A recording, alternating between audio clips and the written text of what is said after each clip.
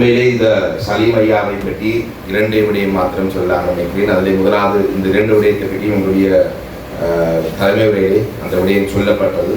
முதலாவது விடயம் நான் நினைக்கிறேன் இந்த இன நல்லிணக்கத்தை பற்றி அவருடைய பங்கு, அவருடைய சேவை உண்மையிலே ஒரு வரவேற்கத்தக்க ஒரு விடயம் என்றால் இன்று பல உலகிலாக உண்மையிலே நானும் அதில் நேரடியாக அவர் எனக்கும் அதில் ஒவ்வொரு நாளும் எதிர்கொள்ளும் ஒரு விடயம்.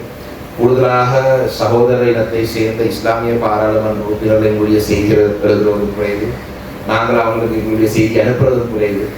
அது ஒரு துரதிருஷ்டவசமாக நான் நினைக்கிற ஒரு பிரிவினை ஒன்று மதிப்புக்குரிய சிரேஷ்ட உறவியலாளர் துறைரட்னம் ஐயா சொன்னது போல சில விசமிகளால் இராணுவ புலனாய்வுகளால் உருவாக்கப்பட்ட இந்த ரெண்டு இனங்களை பிரிக்கிறதுக்கு செய்யப்பட்ட பல விடயங்களின் காரணமாக இந்த இனம் இரண்டு தமிழ் பேசும் உறவுகள் பிரிந்திருக்கும் ஒரு காலப்பகுதியிலே இன நல்லிணக்கத்துக்காக அவருடைய சேவை உண்மையிலே ஒரு பாராட்ட வேண்டிய விடயம்.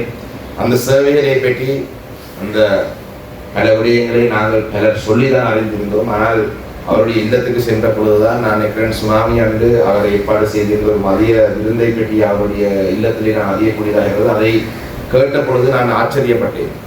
என்றால் அப்படியான ஒரு எத்தனையோ பேர் இருக்கும் பொழுது அன்றைக்கு ஒரு மதிய உணவு ஒன்றை அவருடைய தலைமையிலே அவர் ஏற்பாடு செய்த அவர் கலந்து கொண்டு இருந்த ஒரு மதிய உணவை பற்றி கேட்ட பொழுது உண்மையிலே நான் ஆச்சரியப்பட்டேன். அந்த அளவுக்கு இன நல்லிணக்கத்தை பற்றி அவருடைய சேவைகள் இருந்திருக்கு. எனக்கு ஒரு தனிப்பட்ட அனுபவம் கூட, நான் அம்பாறை மாவட்டத்திலே இருக்கும் சில நிகழ்வுகளுக்கு சென்றால் ஏதோ ஒரு வகையாக சலீம் ஐயா இருந்தால் என்னுடைய பேர் அந்த நாள் செய்தியிலே வேறு, என்னுடைய புகைப்படமும் எத்தனை வேறு பாராளுமன்ற உறுப்பினர்கள் வேறு அதிக எத்தனை பேர் வந்தாலும் என்னுடைய புகைப்படம் ஒன்று கட்டாயம் அந்த செய்தியிலே வரும். நான் குறிப்பிட்ட விடயமும் சிறிதாகாவது என்னுடைய பேருடன் அந்த செய்தியிலே வரும். உண்மையிலே இந்த கொப்பில் பிறக்கம் பொடிகண்டி வரைக்கும் அந்த பேருநிலை கூட நான் நினைக்கிறேன் அந்த இந்த ஊர் பிரதேசத்தை கடந்து வரும் பொழுது நினைக்கிறேன் முழுமையாக அந்த நேரத்திலே ஒரு சிக்கலான ஒரு காலப்பகுதி என்றால் கோவிட் தொற்று பரவுகின்றது என்று சொல்லி பல தடை உத்தரவுகள் இருந்தது. பொதுமக்கள் அதிலே வேற கூடாதென்று போலீசார் பல விடயங்களை செய்தபோது உண்மையிலே அந்த நிகழ்வு நடக்கப் போகின்றது. இதுக்கு ஆதரவாக இஸ்லாமிய சகோதரன் கலந்து கொள்ள வேண்டும். அவரும் அதிலே கலந்து கொண்டு ஒரு சிறப்பான ஒரு பணியை அவரை இன்னும் அவருடைய இன நல்லிணக்கத்துக்கான அவருடைய சேவையை பற்றி இன்னும் பல விடயங்களை சொல்லலாம். ஆனால் இன்னும் அவருடன் சமகாலத்திலே வேலை செய்து அவருடன் நெருக்கமாக இருந்த நண்பர்கள் பலர் இருக்கும்படினால் அந்த விடயங்களை அவர்கள் சொன்னால் பொருத்தமாக இருக்கும்ன்றதால் அதை பற்றி நான் அவர்கள் கூட சொல்ல வைக்கப்படவில்லை. இரண்டாவது விடயம், செய்தி ஒன்றை வழங்கும் பொழுது அவர் அந்த நினைக்கக்கூடிய பேரின்றாக ஐயா சொன்னார், அந்த செய்தியை அந்த களத்துக்கு சென்று அதில் உண்மைத்தன்மையை அறிந்துதான் அதை எழுதுவார்.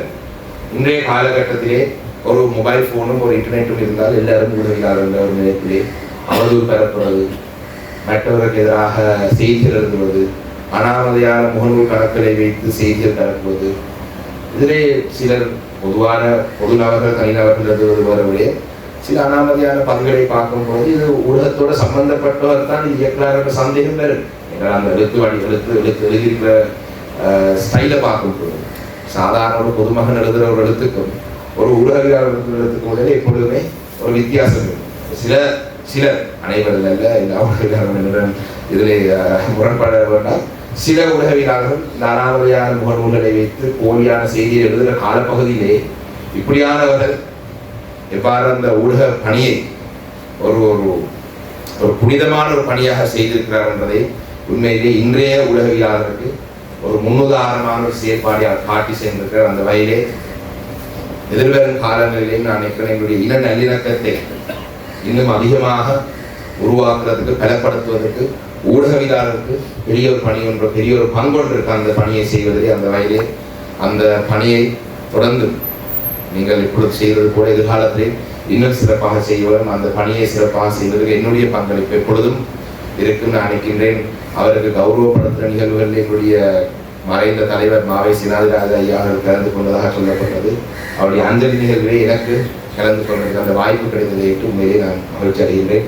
மீண்டும் ஒரு முறை அவருடைய குடும்பத்தினருக்கு என்னுடைய ஆறுதலை அனுதாபத்தை தெரிவித்துக் கொண்டு என்னுடைய உரையை முடித்துக் கொள்கிறேன். உதயநிலை எழுதியிருந்தார். இவ்வாறு அவர் எழுதி வந்தவர். அம்பாறை மாவட்ட கரையோர பத்திரிகையாளர் சங்கத்தினை ஸ்தாபித்தவரும் அவரே. அதே போன்று அவர் கிழக்கிழங்கை செய்தியாளர் சங்கத்தை ஸ்தாபித்த குழுவிலே அவரும் ஒருவர். அந்த குழுவிலே இன்று எங்கள் மத்தியில் உயிருடன் இருப்பவர் சுவிஸ் நாட்டிலிருந்து வருகை தந்திருக்கின்ற மதிப்புக்குரிய மூத்த உரையாளர் படிக்கும் வண்ணம் அவர் எழுதுவார். இடர் மிகுந்ததற்கு மேலாக அந்த துறையில் வீரகேசரி பத்திரிகை தொடங்கிய இவர்